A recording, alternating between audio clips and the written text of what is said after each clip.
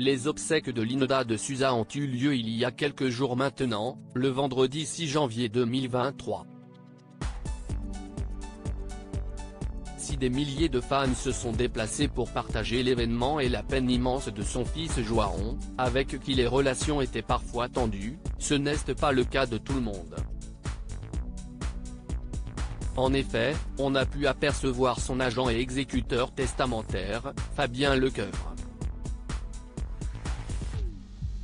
Mais à l'exception de ce dernier, aucune personnalité notable du show business ne cesse de déplacer jusqu'à l'église Saint-Gervais-Saint-Protais à Gisors, dans l'Eure, là où résidait la star des années 1980 jusqu'à sa disparition.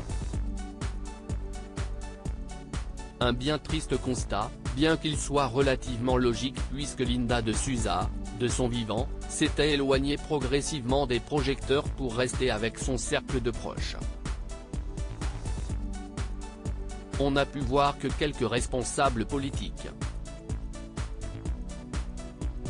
Si la dernière volonté de Linda de Souza alors qu'elle était vivante, à savoir pouvoir s'installer dans un couvent pour pouvoir finir sa vie paisiblement, n'a pu être respectée, celle de son fils Joaron, elle, a été tenue. Il avait en effet demandé à tous les fans de la chanteuse de se rendre à l'enterrement avec des fleurs naturelles bien précises. Rappelons que la star franco-portugaise est décédée dans la matinée du 28 décembre dernier, seulement quelques heures après avoir été admise aux urgences pour une détresse respiratoire, à l'hôpital de Gisors, 27. Malheureusement trop tard. Elle était atteinte du Covid-19 au moment de sa disparition, qui a provoqué une vive vague d'émotions et d'hommages en tout genre.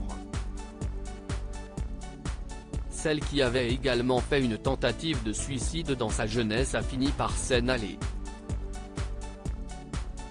Elle voulait s'en aller, elle était malheureusement malade depuis quelques semaines, quelques mois. Elle avait cette forme d'insuffisance respiratoire et elle a attrapé le Covid dans sa maison de retraite où elle était. Et elle a été transférée ce matin, un peu tard à mon sens, avait ainsi déclaré son agent sur l'antenne de BFM TV.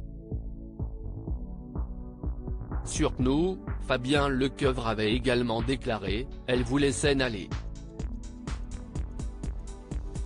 Elle m'avait demandé la semaine dernière de lui trouver un couvent, elle était devenue très religieuse, elle faisait ses prières pratiquement toutes les 2 heures.